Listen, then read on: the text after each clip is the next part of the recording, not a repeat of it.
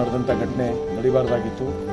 ಇವತ್ತೇನು ನಿರಪರಾಧಿಗಳಿಗೆಲ್ಲ ಇವತ್ತು ಜೈಲು ಶಿಕ್ಷೆಗೆ ಕಳಿಸಿದ್ದಾರೆ, ಇನ್ನೂ ಲಿಸ್ಟ್ ಮಾಡಿದ್ದಾರೆ. ಈಗಾಗಲೇ ಮೊನ್ನೆ ಕುಮಾರಣ್ಣ ಅವರು ಬಂದು ಯಾರನ್ನೂ ಅರೆಸ್ಟ್ ಮಾಡಬೇಡಿ, ಅವರೆಲ್ಲ ಕರೆಸಿ ಅಂತ ಹೇಳಿದ್ದಾರೆ.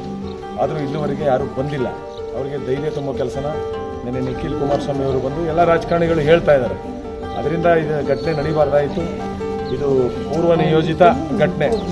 ಬಟ್ ಅವತ್ತು ದೇವರು ತಗೊಂಡೋಗ್ಬೇಕಾದ್ರೆ ನಾನು ಟಿ ಬಿ ಸರ್ಕಲ್ನಲ್ಲಿ ನಿಂತು ನಮಸ್ಕಾರ ಮಾಡ್ಕೊಂಡು ಮನೆಗೆ ಹೋದೆ. ಅದಾದ 2 ಅವರ್ಸಲ್ಲಿ ಈ ಘಟನೆ ನಡೀತು. ಆಮೇಲೆ ಹೋದ ನಾವು ಯಾರು ಅಶೋಕ್ ಕುಮಾರ್ ಸರ್ಕಲ್ ಇನ್ಸ್ಪೆಕ್ಟರ್ ದಯಮಾಡಿ ನೀವು ಬರಬೇಡಿ, ಇದು ಬಂದರೆ ಸಮಸ್ಯೆ ಆಗ್ತದೆ, ರಾಜಕಾರಣ ಬೆರ್ತ್ಕೊತ ನೀವು ಬರಬೇಡಿ ಅಂತ ನಮ್ಮನ್ನು ರಿಕ್ವೆಸ್ಟ್ ಮಾಡಿ ಮನೆಗೆ ಕಳಿಸಿದ್ರು.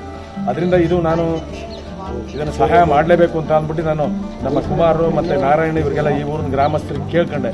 ನಾನೊಬ್ಬ ಇದೇ ಗ್ರಾಮದವನು, ಅಂದರೆ ಕರಡಳ್ಳಿ ಕೃಷ್ಣಪ್ಪ ಅಂತ ನನ್ನ ಹೆಸರು. ನಾನು ಇವತ್ತು ಎಲ್ಲ ಜನಕ್ಕೂ ಬಡವರಿಗೆ ಒಂದು ಸ್ವಲ್ಪ ಅಕ್ಕಿದ ಸಹಾಯ ಮಾಡೋಣ ಅಂತ ಅಂದ್ಬಿಟ್ಟು ಹೇಳಿದ್ದೆ.